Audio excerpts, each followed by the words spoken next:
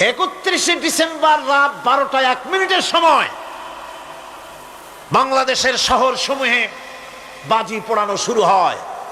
কথা ঠিক কিনা? আমি জিজ্ঞেস করতে চাই, এটা কি খ্রিস্টানের দেশ? জোরে বলেন, এটা কি খ্রিস্টানের দেশ? অবশ্য আমাদের দেশে খ্রিস্টান, হিন্দু, বৌদ্ধ যারা আছে তারাও আমাদের নাগরিক, সন্দেহ নাই। কিন্তু এই দেশ হচ্ছে পৃথিবীর দ্বিতীয় বৃহত্তম মুসলিম দেশ।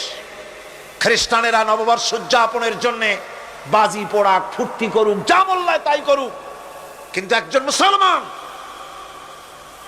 এই নববর্ষ উদযাপনের জন্য বাজি পোড়াতে পারে না, বোমা ফুটাতে পারে না, ফুর্তি করতে পারে না। কোন মানে নাই, জাস্টিফিকেশন নাই। এটা যদি করা হয় আপনি খ্রিস্টানদের গোলামি করছেন, এটাই প্রমাণিত হবে। পয়লা বৈশাখ নববর্ষ উদযাপন করা হয় আমাদের দেশে। আজ 2-4 বছর ধরে শুরু হয়েছে পয়লা বৈশাখ উদযাপন করা। পয়লা বৈশাখে সকালবেলায় বাসন্তী রঙের শাড়ি পরে সারা রাত রাস্তায় আলপনা এঁকে রমনা লেকের পাশে গিয়ে যুবতী আর যুবকরা বাসন্তী রঙের শাড়ি পরে সূর্য উদয়ের পানে করজোড়ে সেদিকে তাকিয়ে বলে, এসো হে নববৈশাখ স্বাগতম হে। বৈশাখও বলে, বাবাজিরা আমারে ডাকতেছো? ওয়েট এন্ড সি, অপেক্ষা করো, আসতেছি।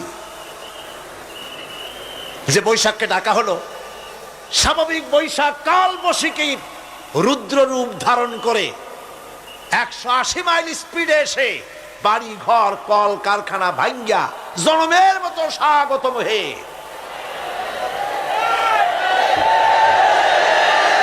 এরপর রাজনৈতিক নেতৃবৃন্দ এবং বুদ্ধিজীবী, ছাত্রছাত্রী, শিক্ষক, এক শ্রেণীর শিক্ষক বৃন্দ মঙ্গল প্রদীপ জ্বালিয়ে দিনের সূচনা করেন।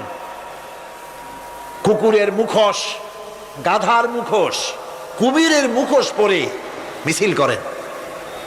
ঢোল আরো কি হাবিজাবি বাজাইয়া ফুর্তির চোটে শীতই পড়বে না খাড়া হয়ে থাকবে দিশা করতে পারে না। ঠিক কিনা কন? আমি জিজ্ঞেস করি, পয়লা বৈশাখের সাথে উদযাপন, নববর্ষ উদযাপনের সাথে মুখোশ পরার সম্পর্ক কি? গরু আর গাধার শূকরের মুখোশ পরে আপনি কি বুঝাতে চান যে নতুন বছরটা জাতির সাথে গাধার মতো ব্যবহার করবেন অথবা কুকুরের মতো? নাউযুবিল্লাহি মিন যালিক। মুসলমানদের জন্য জায়েজ নাই, হারাম হারাম। বৈশাখের কোনো গুরুত্ব নাই। পয়লা বৈশাখ যদি কিছু করতেই হয়, ফজরের নামাজ পড়ে, দরুদ পড়ে, তেলাওয়াত করে আল্লাহর কাছে মুসলমানের দোয়া করা দরকার। আল্লাহ, বিগত বছরটা পার করেছি গুনাহ করে, নাফরমানি করে, আগামী বছর আমাদেরকে নেককার বানাও, নামাজি বানাও, চরিত্রবান বানাও, দিনদার বানাও। বছরটা দেশের জন্য, জাতির জন্য কল্যাণকর করে দাও। ভালো হইতো না? ভালো হইতো না? ভালো হতো। কিন্তু কপাল খারাপ, সংস্কৃতির নামে আসছে বেহায়াপনা।